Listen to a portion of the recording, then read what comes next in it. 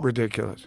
Ridiculous, but I bet it was for a significant amount of money. Still ridiculous. Yeah, but fun. I'd watch it. Look, Jake Paul wants to test himself against actual, not just world champion, but one of the greatest of all time. Really fought, and it wasn't fixed. Jake Paul would not survive 45 seconds. I don't know about that. I think it would take a few rounds. Really? But yeah. First of all, Jake is a lot bigger. Jake's a lot bigger. But what weight would they fight? Well, it's not about the number. If it was about the number, we could have started up. I would have tell you, I'm not just interested. It makes no sense for me. It's not my what I'm looking at right now. Joe Rogan froze mid-sentence when the news broke. Jake Paul had called out Francis Ngannou. The studio fell silent. Rogan leaned back, his eyes wide with disbelief. "That's not a boxing match," he muttered. "That's a death wish." Cameras caught the shock across his face while the crew whispered behind the glass. A YouTuber turned boxer had just challenged one of the most dangerous men alive. The irony was cinematic, Jake chasing fame while standing inches from a real nightmare. If you think this is about hype, wait until you hear what Ngannou said next. This was only the beginning. Nikista calls Francis. This is Francis telling the story. Nikista calls Francis and says, "Hey, we need your help. We need an opponent for Jake. Tank is out." And Francis says, "All right." And Francis says, "Well, how can I help you?" And Nikista says, "Well, we're looking at an opponent for Jake. Tank Davis is out." And Francis says, "All right, but specifically, how can I help you?" Nikista takes a third swing at the bat. He says, "Well, we need an opponent. We need a boxer. We need a partner. We need somebody to fight Jake. Tank is out." And Francis asks him again, "Okay, what specific?" The chaos began when Jake Paul's exhibition fight with Gervonta Davis collapsed overnight. Legal trouble hit, contracts fell apart, and the entire promotion went dark. In desperation, Jake's camp made one of the wildest moves in sports, offering the fight to Francis Ngannou, the heavyweight legend whose punches have ended careers. Behind the scenes, managers panicked, promoters clashed, and social media exploded. Could Jake Paul really be walking into a fight that no sane fighter would take? The saga, I think the fight is going to be completely canceled and rescheduled, and now we have potential opponent names and some people being ruled out coming into today. This is not a joke. It was said by Mike Coppinger and others that the #1 candidate to replace Tank Davis in a Jake Paul fight, probably on a different date, was going to be Francis Ngannou. What the f? But we have an update on that and other potential names that Jake could fight. Again, I think on a separate date, and why I think the Jake and Tank fight is completely off. No more, maybe, no more, we don't think it'll happen. I think Michael Bisping couldn't hide his disbelief. On his podcast, he compared Jake's choice of opponents like mismatched puzzle pieces. He went from a lightweight like Gervonta to a wrecking machine like Ngannou, Bisping said. That's not ambition. That's madness. Behind him, the graphics told the story. Height, weight, reach, power. The gap was massive. It's like stepping out of a go-kart straight into a tank, Bisping added. What was supposed to be a boxing challenge now looked more like a suicide mission. Like Mike Tyson, who's 58, Anderson Silva, who was way past his prime, people like Nate Diaz, who were way smaller. Gervonta Davis really did take the piss. I mean, that was just the craziest shout ever. To go from fighting Gervonta Davis, way smaller, to now boxing Francis Ngannou. I mean, listen, if he does it, fair play. But I just call #1 bullshit on this brother, because I don't see this happening. No. This is #1 bullshit. I just don't believe it. I don't believe it at all. Nate Diaz, yeah, 100%. I mean, he beat him once already. I'm sure Nate Diaz would love to get another big payday, because obviously boxing on Netflix and going up against Jake Paul, given his success, given the name that he has, and given the magnitude of his events, Nate Diaz will get paid an absolute fortune once again. We know that it wasn't too long ago Jake Paul was talking about boxing Anthony Joshua. And that never came to fruition. There's absolutely no way he would box Anthony Joshua. If he did, if he was to do something like that, whether it be Anthony Joshua or Francis Ngannou, I'd give him his props. I'd give him his credit. And you never know. Maybe he would do it just for the clout. Because in many ways it would be, sorry about the airport notifications, it would be, you know, an admirable thing to do. And it would be Jake Paul taking on somebody bigger. When Jake's offer reached Francis Ngannou's camp, the reaction was stunned silence. Jake Paul, he repeated, barely believing it. Why would I replace Gervonta Davis? He said the proposal came suddenly, rushed, desperate, and wrapped in dollar signs. It didn't make sense, Ngannou admitted later. This wasn't about sport. It was about a show. His tone hardened, and I don't do circus fights. But when the leaked proposal details hit the internet, everything changed. Fight Jake to replace Gervonta. I'm like, who's Jake? You know, like, I was so confused, you know, like, I wasn't expecting that at all. And he said, yeah, Jake Paul, you know, he's fighting. And I'm like, no, bro, come on. Don't, I mean, don't disrespect me like that. And then they even say like, they even come out after and say, and what if the number are good? He sent out some number. I'm like, it's not about the number. If it was about the number, we could have started talk. I would have tell you, I'm not just interested. It make no sense for me. It's not my what I'm. Daniel Cormier's voice carried the weight of experience, a veteran warning a rookie. If Jake goes through with this, he said, the risk outweighs every cent he'll earn. On live TV, Cormier broke down the danger. Ngannou's raw power, his MMA precision, his calm under chaos. Jake doesn't know what a heavyweight punch feels like, he said grimly. This isn't YouTube boxing anymore. This is survival. For once, the loudest man in boxing might have shouted himself into a corner. Paul goes from fighting Gervonta Davis to calling out Francis Ngannou. Jake Paul don't want those problems.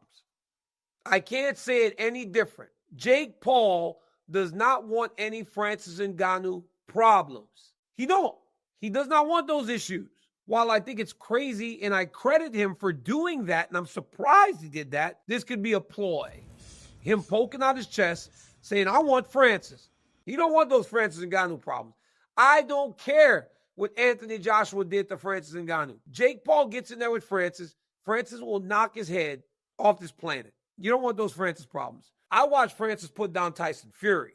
Sure, Anthony Joshua beat him. But even if Jake got power, I don't think he got power to be dealing with Francis. Because all it takes is for one. Cormier didn't stop there.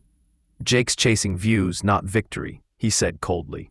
He's underestimating what it means to stand in front of someone who can punch through gloves. Ngannou's power in MMA was legendary. But in boxing, it becomes even more concentrated. Jake's talking about legacy, Cormier continued. But if he walks into that ring without understanding the difference between striking and surviving, his legacy might end in one round. Right? Boxing is much different than mixed martial arts. The target audience might be the same, but the demographics different. The places where people are brought up are different. There's bigger entourages in boxing. It's just a different world in boxing. We've known that from the very beginning. We know that Gervonta Davis was not going to just play to Jake Paul's rules. I still don't know exactly why this thing is falling apart, but it is falling apart bad. It is bursting at the seams. We are almost exactly where we should have never started. This should have never gotten started, but it did.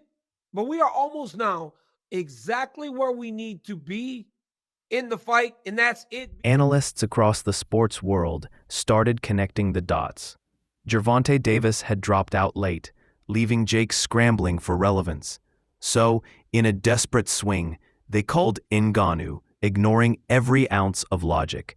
It makes zero sense for Francis's career, one reporter said. Short notice, No prep, no upside. But fans didn't care. They wanted chaos. Commentators compared it to Tyson Fury versus Ngannou, when even the heavyweight champion was humbled. If Fury barely survived one clean punch, one analyst warned, Jake Paul might not last one round. What I find interesting about this is, okay, if they push it back to December, then that's slightly different. But this is the kind of one situation where you're kind of 10 days out, 2 weeks out from a fight, whenever they first got wind of this problem. This is the kind of situation where it would be possible that Jake Paul and Nikita Badarian and MVP, who are very, very shrewd people, this is the one occasion where they might end up making a mistake and taking someone at short notice who they shouldn't take. Because there'd be a whole raft of people putting their hand up for it, wouldn't they? Thinking, I'll take him at short notice. I'll make out that I've been sitting on a beach eating and drinking for the last 6 months. But anything just to get in there with him, and then on the night, I'm gonna knock his head off. There'll be loads of people putting their hand up for this, and you'd have to be incredibly careful about who you took at short notice, because for it to have any kind of meaning, you would need to take a decent opponent at short notice, because obviously they're up against it because it's short notice. You couldn't take some barely warm body at short notice, because that would be even worse than giving them full notice. So this is the one area, the one situation in which it would be easy for them to make a mistake, but they don't make mistakes with things like this. They just don't. So yeah, I'm not surprised that they haven't been tempted into, somebody. Yeah, Ngannou, that'd be a mistake. It'd be such a mistake. I know he got flattened by Joshua, but so what? Joshua is a 2-time unified champion of the world, and Ngannou's 270 pounds of absolute granite. That would have been a terrible, terrible mistake if they'd given him the fight. And he dropped, like, people. I know, my opinion, Tyson Fury won that fight with Ngannou, but he still put Tyson Fury. He was close.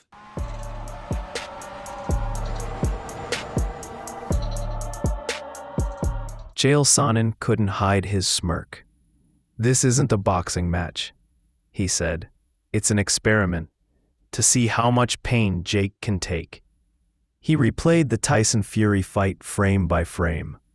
"That single punch from Ngannou dropped the heavyweight king," he said. "Now imagine Jake Paul, 60 pounds lighter, standing in front of that same power." Sonnen's voice dropped to a whisper. If Fury barely survived, how does Jake walk out?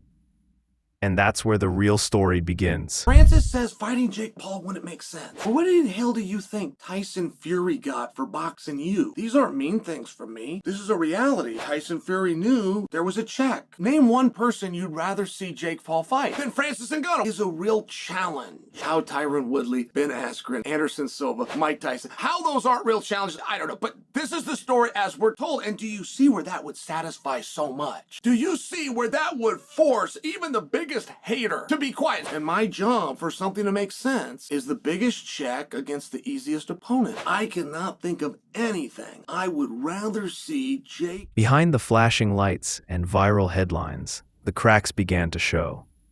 Jake's formula, shock, promote, repeat, was starting to fail. Ticket sales flatlined. Interviews lost traction. The internet that once cheered for him now turned quiet. For the first time, Jake's showmanship looked empty. "This isn't rebellion anymore," one fan tweeted. "This is desperation." The influencer who built his empire on chaos was finally running out of audience and out of luck. And he's retired. Tank still being in the competitive nature of the sport throws this one completely off for me. And the fact that Jake is like 60 pounds bigger than he is. Right? Like, Mike was obviously far older than Jake, and that was the big knock on that fight. Mike should not have been in there with Jake. Said that many times. Jake has fought so hard against people saying he's bad for the sport. He's bad for the sport.